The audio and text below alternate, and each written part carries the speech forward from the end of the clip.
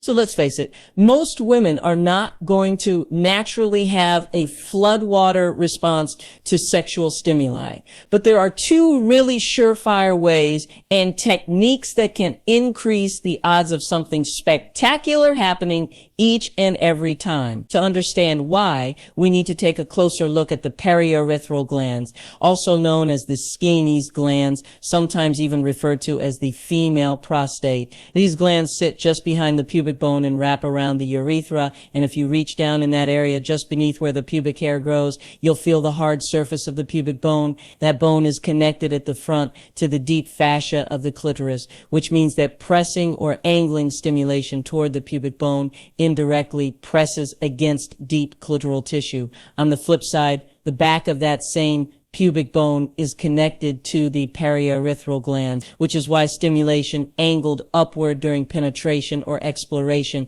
feels so intense and often triggers not just pleasure, but sometimes the urge to urinate, since the glands and urethra share such close proximity. So when fingers or penile tissue are angled upward, it's not random, it's anatomically designed to create a high level of stimulation by pressing against the very tissues most involved in female orgasm. This is also why grinding and dancing on a partner feels so pleasurable, because that pressure is naturally applied against the pubic bone and the gland-rich zone sitting right behind it. Now, when we zoom out and look at the clitoris as a whole, most people underestimate its size. What's visible on the outside, the little button-like glands, is only the tip of the iceberg. The clitoris is actually much larger, with crura, or legs that extend downward and alongside the vaginal canal, and bulbs of erectile tissue that swell during arousal and actually line parts of the vaginal wall itself. This means that stimulation from inside the vagina is still clitoral stimulation. It's just targeting deeper portions of the same organ. This is why so many women feel intense pleasure when penetration is angled upward, because it's essentially pressing directly into the network of erectile tissue and periurethral glands that sit right behind the pubic bone. So when people talk about the G-spot, what they are really describing is this clitoral urethral prostate complex, a region where the clitoral network, urethra, and Skene's glands overlap, making it a high sensitivity pleasure center. Almost 3 out of 4 women say they don't regularly orgasm with vaginal penetration alone, and even fewer report being able to squirt or ejaculate fluid. But the key is not mystery, it's technique, angle, and awareness of this hidden anatomy. By making sure that every type of stimulation, whether it's manual, oral, or penetrative, includes some kind of consistent clitoral involvement, whether by rubbing, pressing, or angling, you drastically increase the chances of an explosive and satisfying response, even if squirting itself doesn't happen. Now, the second technique that has stood the test of time and continues to surprise people in the modern world is something known as kunyaza, sometimes also referred to as kachabali. This practice originated in Central Africa, and the term itself literally translates to make urinate, though that's a bit misleading because the experience it refers to is what we now describe as female ejaculation or squirting. What makes kunyaza fascinating is that it isn't based on deep thrusting or pounding penetration at all. Instead, it's a rhythmically controlled stimulation of the clitoris using the head of the penis. Traditionally, the man would grip his penis by placing the glands between his forefinger and thumb,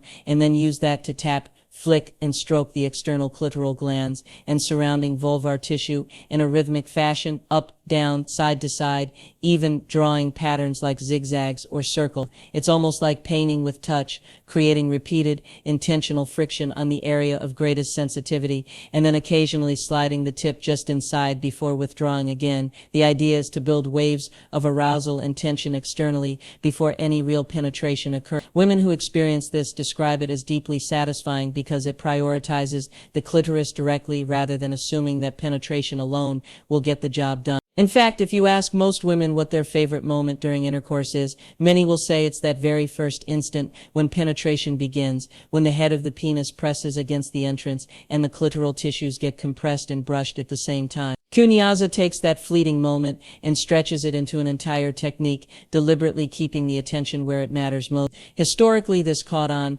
because women were voicing dissatisfaction, penetration alone wasn't producing climax reliably, and this rhythmic external stimulation offered a solution. Men taught their sons, women told their daughters to ask for it, and the practice spread culturally, eventually being recognized as one of the most reliable routes to female ejaculation. When analyzed scientifically, Kunyaza makes perfect sense. Instead of focusing purely on vaginal walls, it stimulates the clitoris, the urethral sponge, and the periurethral glands all at once by pressing, rubbing, and vibrating against the entrance and upper wall. The repeated tapping can encourage fluid buildup in the Skene's glands, and once the muscle contractions of orgasm begin, the fluid can be expelled outward in what we call squirting. But beyond the fluid, what's just as important is the connection it fosters between partners. Because Kunyaza requires patience, rhythm, and attentiveness, it shifts the focus from the man's climax to the woman's, and that change in priority often creates more trust, more intimacy, and frankly, more fun in the bedroom. Women can be multi-orgasmic,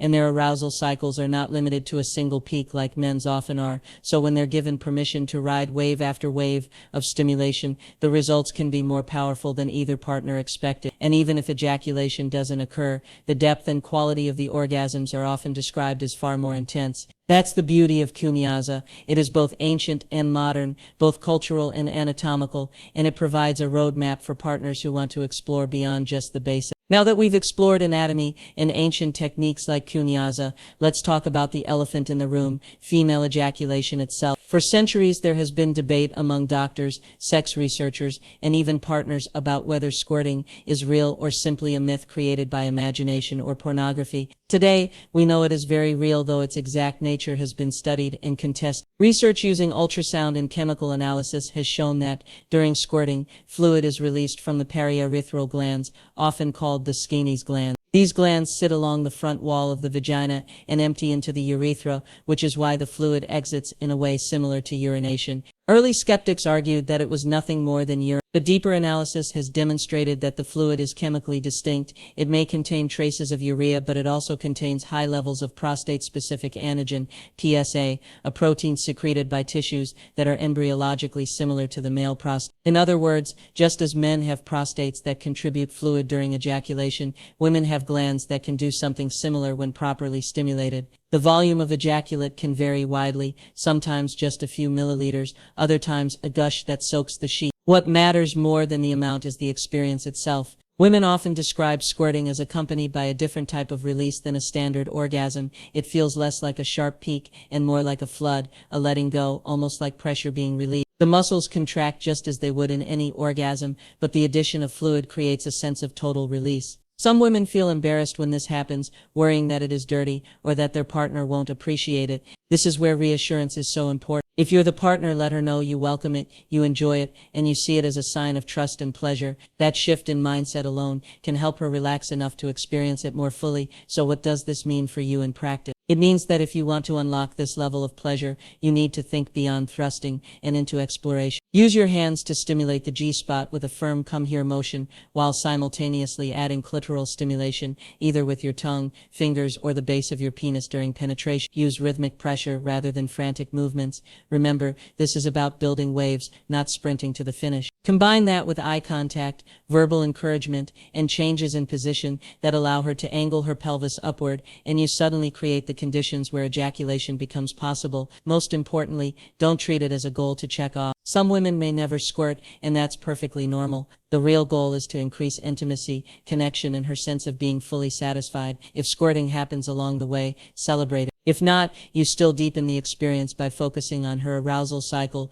rather than racing to yours. In summary, women have always been capable of more than society has given them credit for when it comes to sexual pleasure. By understanding the role of clitoral distance, by exploring ancient practices like Kunyaza, and by acknowledging the science of female ejaculation, you position yourself as a partner who listens, adapts, and truly prioritizes her experience. And when her body responds with contractions, cries of release, and maybe even a flood of fluid, you'll know that you didn't just have sex, you created an environment where her pleasure mattered most. That is what takes you from being a participant to being unforgettable.